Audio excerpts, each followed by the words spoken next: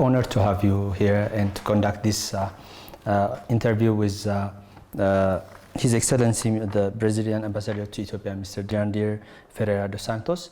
And this conversation will touch upon on major points regarding the bilateral and economic and political partnership between the two countries. So thank you for your time, Your Excellency.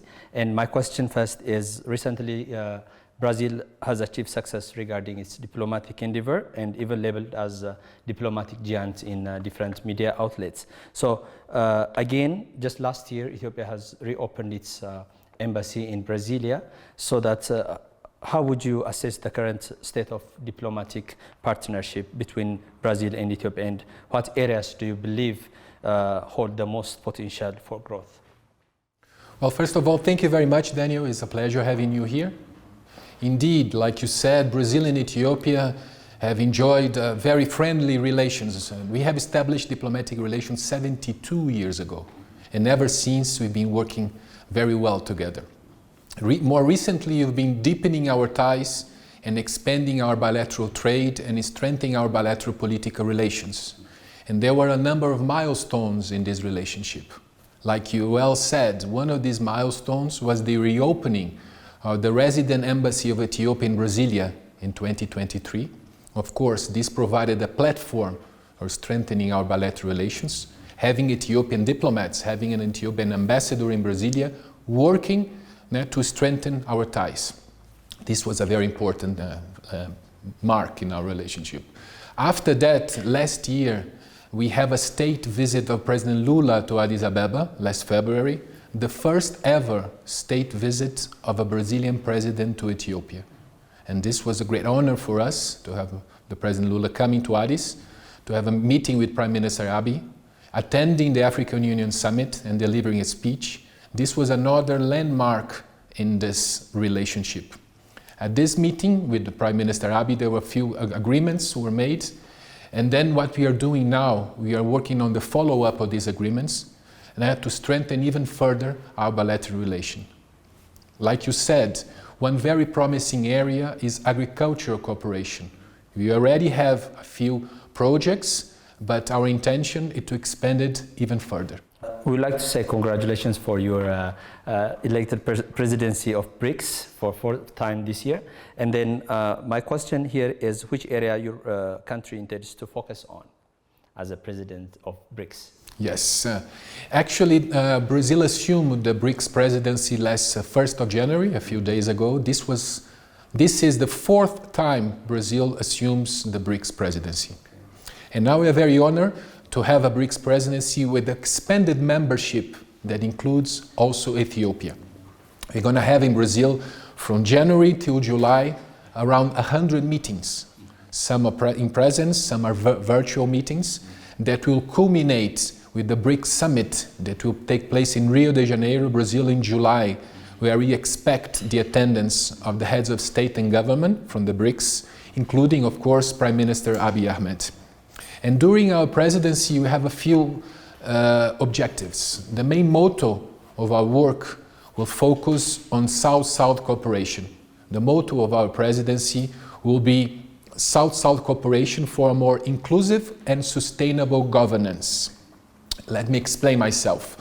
For us, this presidency, these several meetings we'll have in Brazil, will be an opportunity for the BRICS membership to engage in very deep discussions, mainly about the reform of the global governance. Because this is what brings our countries, the members of the BRICS, together. We are the largest economies of the global south, and we are all interested in having a reform governance, world governance, mainly in the financial institutions, be it an IMF, in the World Bank. We want it to be more inclusive and more sustainable, aligned with the interests of the developing countries, like Ethiopia and Brazil. So, speaking of the diplomatic relation between these two nations, can you touch upon some agricultural partnership between these two nations? Yes. Like I said before, Brazil and Ethiopia, a very promising area of this bilateral relationship is indeed agriculture. Yeah? Ethiopia is a major agriculture producer, mainly coffee, but not only coffee. Brazil as well. We are one of the largest agricultural producers and exporters in the world. And of course, we have a lot to share. There are expertise to be shared between our two nations so that we can have food security in both countries. And then we've been working very hard to achieve that. Now what we are doing, we are about to sign a memorandum of understanding between the Brazilian Ethiopian Ministries of Agriculture. This document that we expect to be signed very soon will provide the basis for the new cooperation projects in different areas, for instance, science and technology, productivity, and seeds production and quality. There are quite a number of areas that will be expanded with this memorandum of understanding. And another very important landmark is that Brazil, as of December last year, we have a new agriculture attaché based in the Brazilian embassy here in Addis Ababa. Madame Fabienne Alves, Miss Fabienne Alves, she's an expert on agriculture, trained in Brazil for many years, and now she's based in Ethiopia.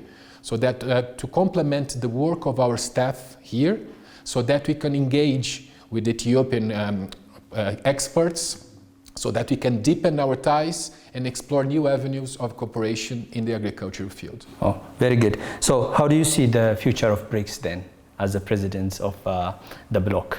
Coming back to the BRICS, if you look at the BRICS, it's a very interesting trajectory this grouping had. From its inception in the early 2000s, with only 4 or 5 countries, and where we are today. Today, if you look at the data, the BRICS economies that we are talking about around 40% of the global GDP. This, of course, already with the new members that were accepted last year, and Indonesia just joined as a full member. So we have another major country from the global south having us in part of the group. So 40% of the global GDP, 50% of the global population, up to 50% of the territory. And then what I think is very interesting, if you analyze the data, the historical data, you see how trade has increased, intra-block trade between us has increased considerably. This demonstrates there are a lot of complementarities between the economies. And the future is very promising because we still have many more developing countries willing to join.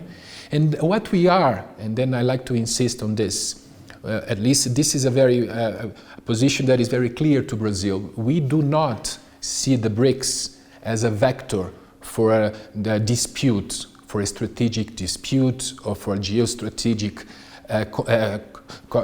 fight with the West. This is not our intention. What we are a grouping of the leading economies of the global south interested into reforming the global governance so that we can have a more sustainable, a more balanced, and a more inclusive world. This is the intention, and I'm very optimistic about the future of this grouping. Thank you. Thank you.